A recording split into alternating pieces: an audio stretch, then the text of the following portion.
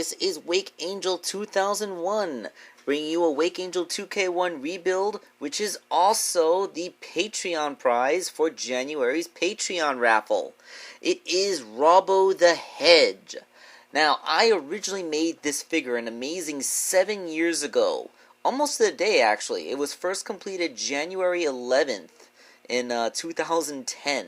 Isn't that, like, insane? Yeah, I've been doing this that long. It's actually quite amazing. It was one of the first figures I ever made, and back then when I made these videos, I didn't do a character recap, so, you know, the old Robbo video doesn't have the character recap, so let's do that now. Robbo the Hedge was the leader of a freedom fighter chapter in the Kingdom of Mercia, which he'd done, following Dr. Eggman Robotnik at the time, conquering the place and roboticizing Amy Rose's parents, who were his aunt and uncle. Yes, Robbo the Hedge is Amy Rose's cousin. That's his connection to the main cast. And, oh yeah, the evil Sheriff of Nottingham analog, it was Antoine's roboticized father. Yeah, look at that. So after being roboticized, he got sent halfway around the world.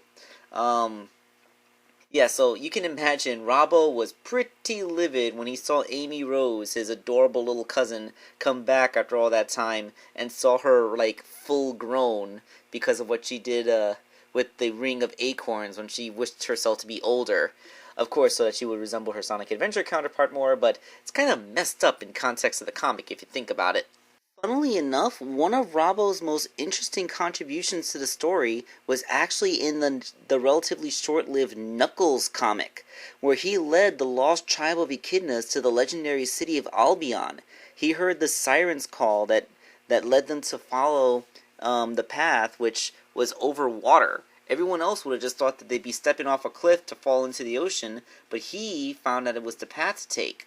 He also fell in love with Marianne, a member of the Lost Tribe Echidnas, who would later become his wife, and they had a kid together. To my knowledge, this makes Robbo the Hedge the only non-Echidna character to be in a relationship with an Echidna in context of the comic. It's not like there was any real major social taboos about this, it's just that the Echidnas were a very insular community and they rarely had relations outside of their own tribes. This doesn't count the 25 years later story arc that had Lara Sue and Knuckle and Vector's kids hook up, but I'm digressing. The last time we saw Robbo the Hedge in comic, unfortunately, was the Hedgehog Havoc storyline. You know, the one where he teamed up with a whole bunch of other Hedgehog characters to fight Scourge in the anti-Mobius world. It was a fun little romp, but it's really sad that this is the last time we saw him. You know how it is with the politics of comics and copyright. I wish that it wasn't such a down note, but it's just like when I made the Sonic custom a while ago.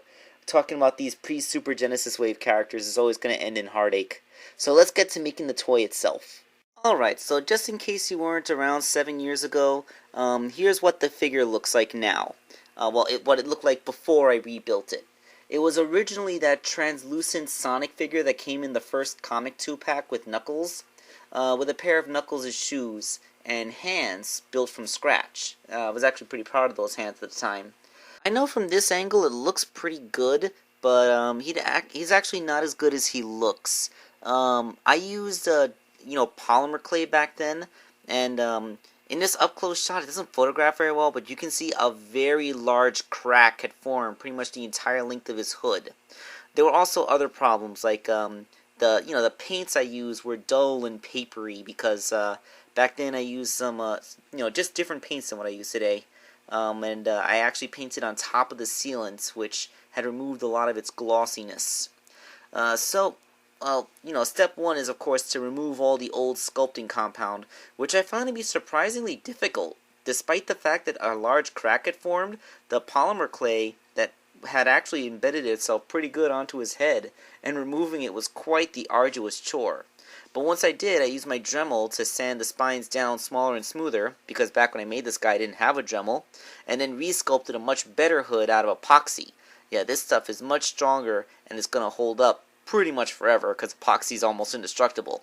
I also gave it a better paint job with the paints that I use today, so now he's much more vibrant and glossy, and he looks a lot more action action figure. Robbo's body was the simple repaint job, again just using my much more vibrant modern paints, although here in the close-up you can see the translucent blue plastic that the figure was originally made from in the neck peg.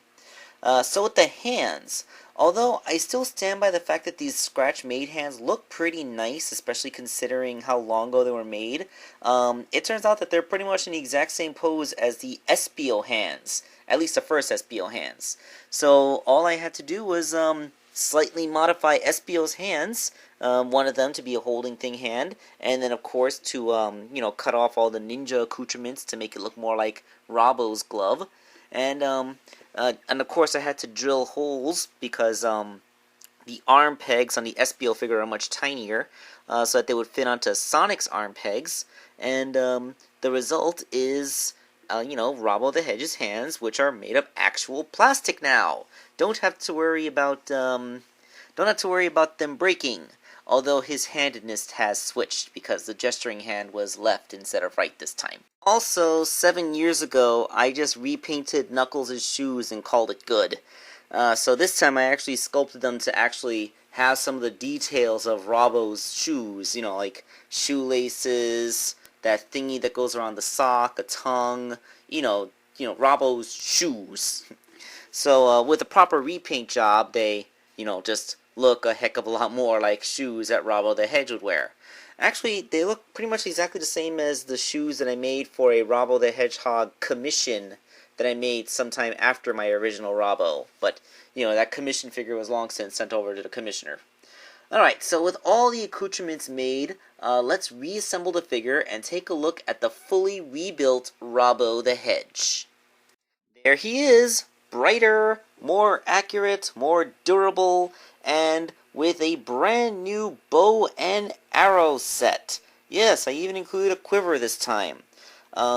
The weapons come from a Lord of the Rings figure that I had got a while ago to make custom fodder with. The bow fits nicely in the holding thing hand that I made, and the quiver, it slots into a little tiny hole that I drilled into his back.